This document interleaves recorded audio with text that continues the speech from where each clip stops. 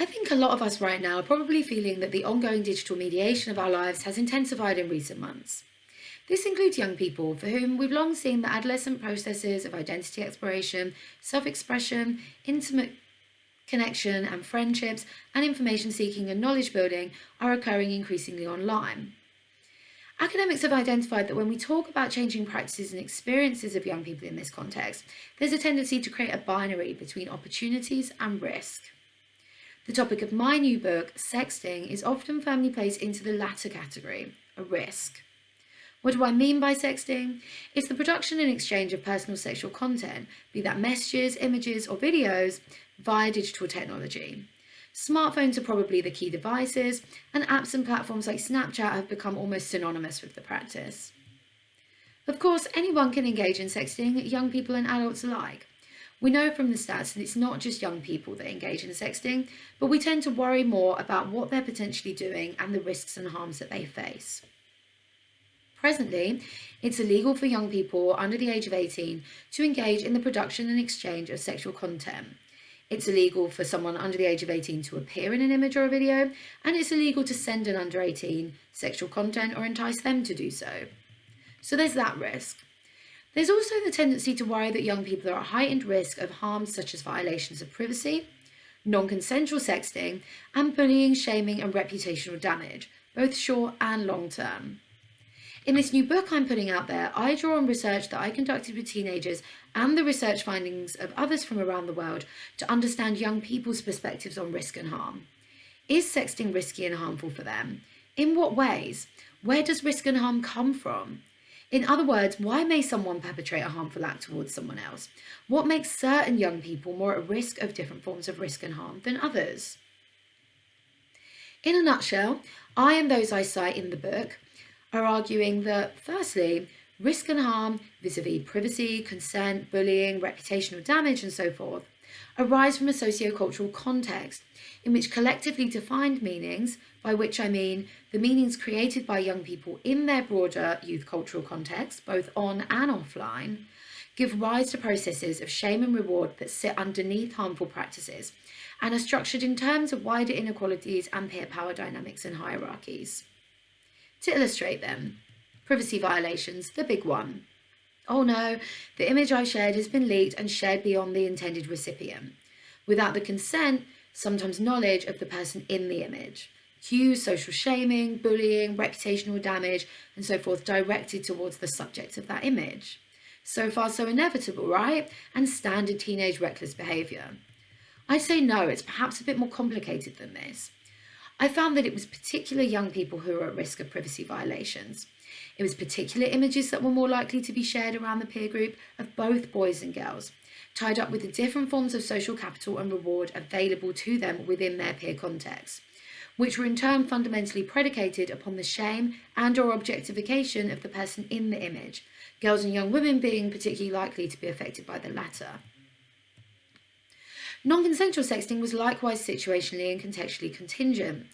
Young people normalised practices like pressured sexting, coerced sexting, unsolicited image sharing, unwanted dick pics in other words, in terms of heteronormative discourses around pushy adolescent male sexuality and passivity and desire to please among young women. It was contextual though. The same act may be defined as consensual or non-consensual based on context and dynamic. Boys sometimes recounted receiving unasked for images from girls, but they didn't tend to find this so disturbing. While girls said it was a lot worse to receive an unsolicited image from a random online or some guy at school than it was from a boyfriend. In the latter context, it was defined as being about trust, intimacy, and therefore implied consent. Consent was also often fluid. Sexting may be fun and consensual at one moment, but maybe later down the line not always wanted. This may involve practices like blackmail, but it can also be as simple as having set up almost an implied expectation to sext, and therefore a feeling of being obligated, even when maybe you're not so in the mood at a particular time. So when we talk about consent, it's as much about what is defined as consensual and non-consensual as the specific practices themselves. The risk of shaming and bullying, while socially contingent, was seen by young people as just the way things are. Common sense, taken for granted processes of shame and blame were, however, linked to wider inequalities, in particular gender. So ideas about what's appropriate for boys and girls to do sexually, how they should look and behave, all meant that those who violated these social norms and expectations were at risk of being shamed and bullied. The shaming was linked to the decision to produce an image itself. It was about what was embodied in these images in line with ideas of masculinity and femininity. Some people therefore could gain status, but others were defined as having done something wrong to begin with, that they embody through that image. Also, this heteronormativity, and by this I mean in a broader sense, so beyond just the boy-girl dynamic that was defined as inherently abusive, but also about what constitutes an acceptable context in which to engage in sexting.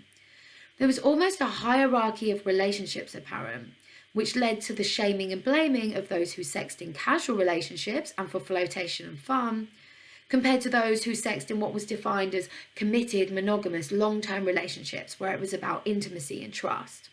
There was far more legitimacy accorded to those who sexted in the latter context than for those who sexted in the former context.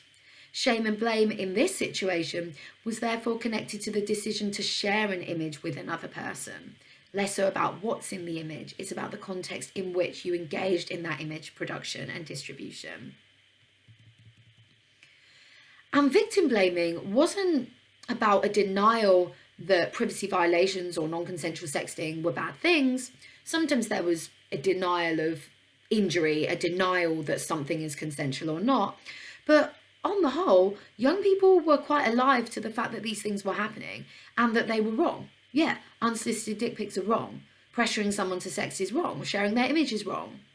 But the fact that they normalised these practices in terms of very taken for granted, sometimes invisible gender norms and heteronormativity, and that implied sense of fatalism that went alongside it, meant that to them it becomes incumbent upon potential victims to anticipate risk and avoid harm. And if they didn't, and they took the risk, well, that was their fault. They were kind of stupid. And come what may, and they're responsible for that. And that almost at times set up a legitimization of bullying. Some young people saw bullying as a way of teaching that person where they'd gone wrong. Oh yeah, they won't be making that mistake again, will they? These processes can, among some victims, lead to an internalization of shame and blame in ways that become quite toxic and harmful for that individual. I also saw that these processes could lead to a reworking of pleasure and positive sexting experiences and contexts. I found that boys tended to distance themselves from producing and sharing images themselves because of the pressures around what was acceptable and status-enhancing forms of heterosexual masculinity, to which many felt they lacked access to. So they would distance themselves from producing and sharing these images themselves, but then they would talk about continuing to bond over images of girls, which they constructed as a relatively low-risk, enjoyable activity, which enabled them, though, to distinguish between the girls they respect, who they wouldn't sext with, who they didn't want to be involved with on that level, and the girls they objectify and demean who appear in the images. And this almost legitimised the fact that they would share these images amongst one another and comment on what the girl looks like in often quite shaming and demeaning ways.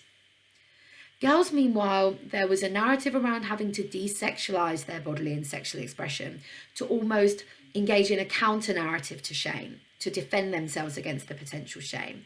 Oh yeah, maybe I'd engage in sexting, maybe this would happen, but it's not sexual. It's all about trust and intimacy, pleasing my partner, and those relationship narratives that would legitimise female sexual expression. Others, on the flip side, almost went down the route of reclaiming the slut label, of saying, yeah, okay, I get it, people think I'm a slut for what I'm doing. Who cares? I'll be that slut. I'll go down that route. But I think on both sides of the coin, there were risks of misinterpretation from others and also ambivalence, particularly among some of those girls who were talking about, yeah, fine, I'm a slut and I don't care. There was ambivalence. I think they cared more about this shaming sometimes than they were articulating. Either way, there's limited space here for resistance, and the status quo in terms of the cultures and the contexts that create risk and harm were remaining. More positive forms of bystander intervention was perhaps unsurprisingly seemingly quite limited, And where it did occur, it seemed to operate along gendered heteronormative lines. And it was all about supporting victims despite their mistake. Girls were seen as potentially vulnerable and in need of support to rebuild their confidence and their self-esteem, which was a lack of which, was where their sexting practices were attributed to. Boys, meanwhile, tended to be seen as more resilient, and shaming for them was just about banter, and it was all just a joke, and boys just kind of like go along with the joke, and it's no big deal, and it's not as harmful to them. And so you can see here a reification of long-standing assumptions about masculine and feminine heterosexuality and different forms of vulnerability and resilience within the peer group. And the idea of this heterosexual dynamic as being inherently harmful and abusive. And I and others would argue that this obscures a more complex, varied picture of harm and pleasure. For boys, this almost impossibility of approved masculine heterosexuality. It may look like they have the power in terms of narratives around sex and sexuality, but they often didn't feel it, even when they were producing quite problematic narratives about girls. Girls, meanwhile, were very closed off to free space for pleasurable and meaningful sexual and bodily expression and intimate connection, but they didn't have to kind of package up somehow in terms of these broader narratives of risk and shame. LGBT youth, meanwhile, were conceived both by heterosexual young people and LGBT young people as, on the one hand, being at greater risk due to the potential for being outed and the shaming connected to that, but also as sexting in more mutual egalitarian contexts. Firstly, due to the shared social context of risk they face, almost they have each other's back and they wouldn't leak images out of one another. But also because of the supposed absence of this heterosexual power dynamic. This idea that if you reduce or you remove the gender dynamic, you automatically create a more egalitarian mutual context. There's more similarities, there's more shared perspectives. But there's a question here as to whether removing that dynamic automatically makes sexual relations less exploitative and harmful. We know there's evidence out there that contradicts that assumption. So something that I talk about in the book is how we want to reconceptualize risk and harm in youth sexting culture.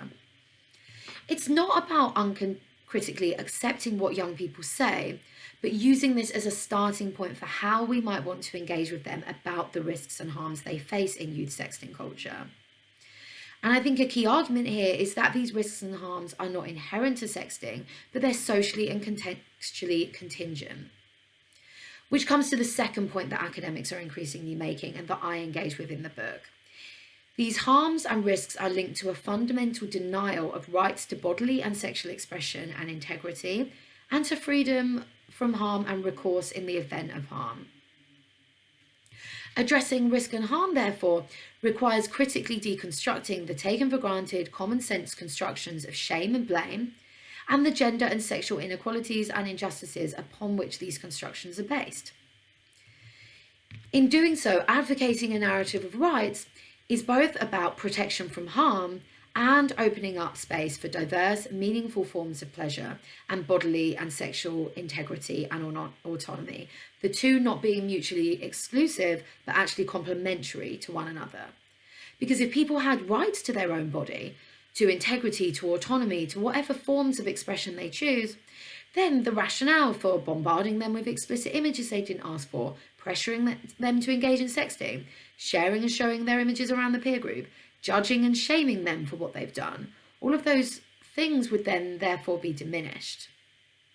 Some may say, adults and young people alike, that sexting is stupid and they'd never take the risk personally. Okay, fine, that's your choice. But the question is about how do the social and cultural meanings and norms that characterize youth sexting culture create a context of risk that ultimately delimits all. So, for example, it may feel powerful in the moment for a girl to call another girl a slut for sexting, but all that means is that the landscape of permitted forms of sex and sexuality is restricted for all girls in the end, those who choose to sext and those who don't. They're creating risk that they are exposing themselves to as much as other girls. For me and for other scholars working in this field, it's all about ethics. How can we encourage and equip young people to behave ethically towards themselves and one another, regardless of whether they'd ever engage in sexting? We need to empower them to realise the role they are playing in youth culture as bystanders, as the audience that gives meanings to the risks and the harms that we see. And to some extent, there's nothing new here. Addressing harm in youth sexting culture may as much require critically reflecting on the norms and assumptions within wider society as a whole and the messages that we're putting out there to young people. What can the youth of today and their digitally mediated youth cultural practices reveal about adults in these regards? Investigating and understanding the socio-cultural context is integral, therefore, to advancing young people's rights and protecting them from harm and understanding ourselves a little bit better as well. Thanks for listening. I hope you check out the book, and if you do, please let me know what you think.